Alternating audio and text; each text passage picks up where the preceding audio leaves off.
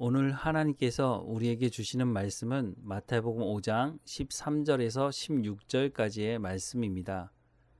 함께 읽겠습니다.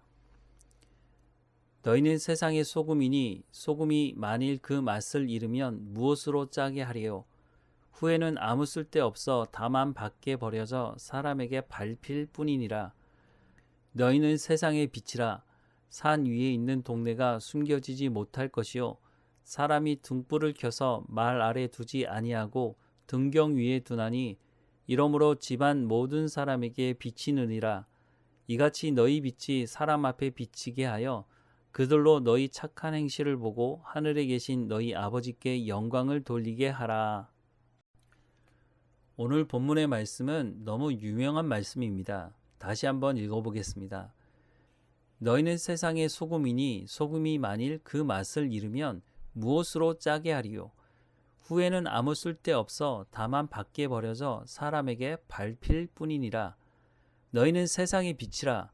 산 위에 있는 동네가 숨겨지지 못할 것이요 사람이 등불을 켜서 말 아래 두지 아니하고 등경 위에 두나니 이러므로 집안 모든 사람에게 비치느니라. 이같이 너희 빛이 사람 앞에 비치게 하여 그들로 너희 착한 행실을 보고 하늘에 계신 너희 아버지께 영광을 돌리게 하라. 이 말씀은 너무 많이 들어서 무슨 새로운 말씀이 있을까 싶기도 합니다. 그래도 다시 한번 말씀을 살펴보면 예수님은 제자들에게 너희는 세상의 소금이라 라고 말씀하십니다. 열심히 노력하면 소금이 된다고 말씀하는 것이 아니라 예수님을 영접하고 제자가 되면 이미 소금이라는 것입니다. 그러니 소금으로서의 삶을 살면 된다는 것이죠. 그런데 뒤이어 하시는 말씀은 소금이 만일 그 맛을 잃으면 이라고 말씀하십니다. 그런데 사실 이 말씀은 과학적으로 본다면 맞지 않는 말씀입니다. 왜냐하면 소금은 유효기간이 없기 때문입니다. 시중에 파는 소금 제품에는 유효기간이 써 있지만 사실 소금은 유효기간이 없습니다. 즉 소금은 맛을 잃을 수가 없다는 것입니다. 그런데 예수님은 소금이 만일 그 맛을 잃으면 이라고 말씀하십니다. 예수님께서 왜 이렇게 말씀하셨을까요? 그리고 이 말씀이 복 있는 사람에 대해 말씀을 하신 후 연결해서 하신 말씀이라고 하는 것도 살펴보아야 할 것입니다. 먼저 소금은 맛을 잃을 수 없는데도 불구하고 예수님께서 소금이 만일 그 맛을 잃으면 이라고 말씀하시는 것은 겉보기에는 겉모양은 소금처럼 보이지만 내용은 소금이 아니기 때문이 아닌가 하는 생각을 해보게 됩니다. 마태복음 7장 21절 말씀을 보면 나더러 주여 주여 하는 자마다 천국에 들어갈 것이 아니요 다만 하늘에 계신 내 아버지의 뜻대로 행하는 자라야 들어가리라 라고 말씀합니다. 하나님의 자녀가 되었다면 하늘에 계신 아버지의 뜻대로 행하는 삶을 살아갈 것입니다.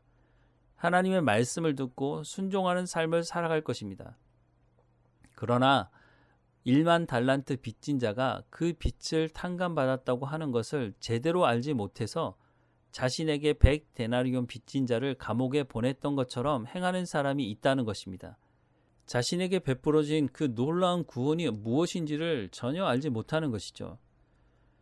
앞서 보았던 복 있는 사람에 대한 말씀을 찾아보면 3절 말씀에 심령이 가난한 자는 복이 있나니 천국이 그들의 것이미요 로부터 시작한 말씀의 결론은 하나님을 온전히 의지하는 사람을 말하는 것입니다.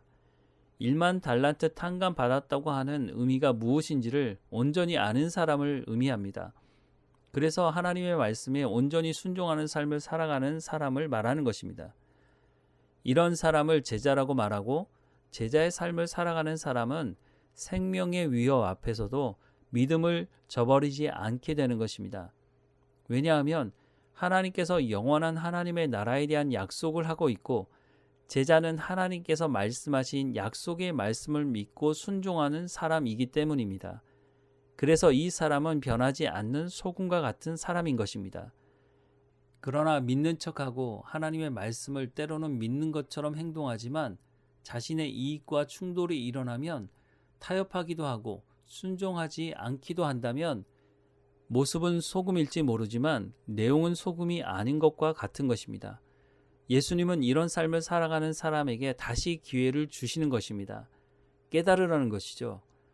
예수님은 또한 너희는 세상의 빛이라고 말씀하십니다.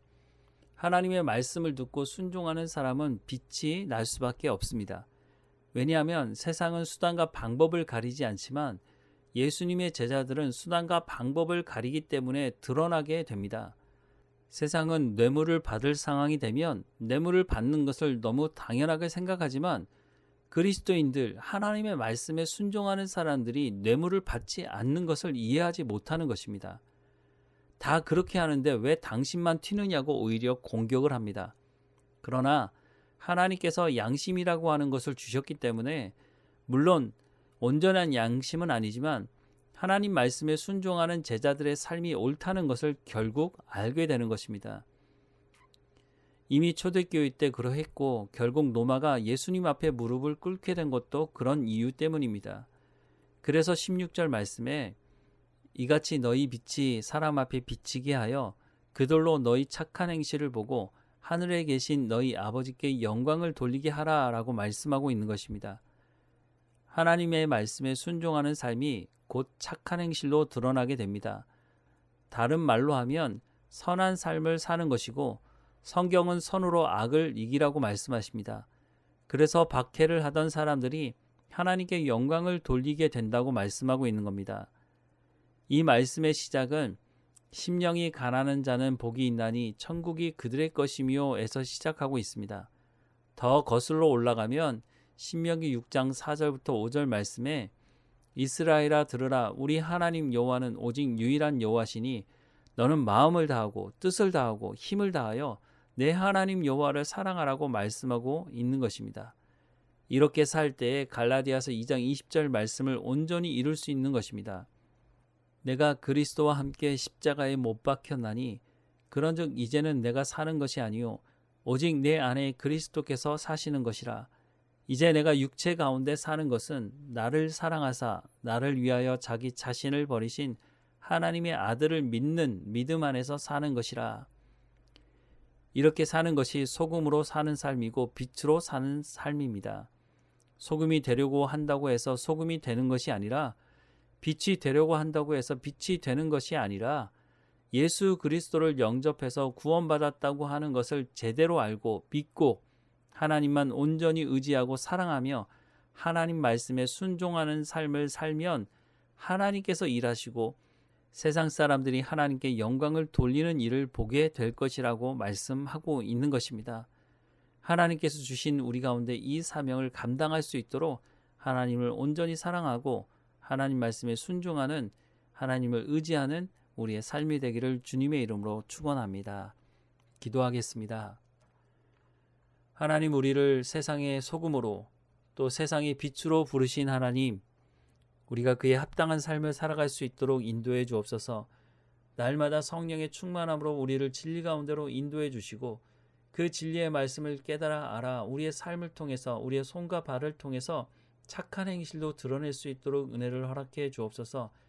하나님 우리가 고난 중에서도 이 믿음을 잃어버리지 않게 하시고 우리를 통해서 하나님의 나라가 확장되어지고 예수님을 알지 못하던 사람들이 우리의 행실을 통해서 예수님이 누구이신지를 알고 주께 돌아오며 복음을 들을 수 있도록 은혜를 허락해 주옵소서. 오늘 우리의 입술에 하나님의 말씀을 붙여주시고 우리의 얼굴에 하나님의 미소가 흘러가게 하옵소서. 오늘도 우리 가운데 허락하신 삶이 복된 삶이 되게 하시고 하나님께 영광이 되는 삶이 될 수 있도록 인도해 주옵소서. 우리의 자녀들 어느 곳에 있든지 하나님 지켜주시고 하나님 주시는 소금과 빛의 사명을 감당할 수 있도록 인도해 주옵소서. 오직 하나님의 말씀을 붙들고 살아가는 체험 있는 삶을 살아갈 수 있도록 인도해 주옵소서. 날마다 우리와 함께 하시는 하나님께 감사하고 예수님의 이름으로 기도합니다. 아멘.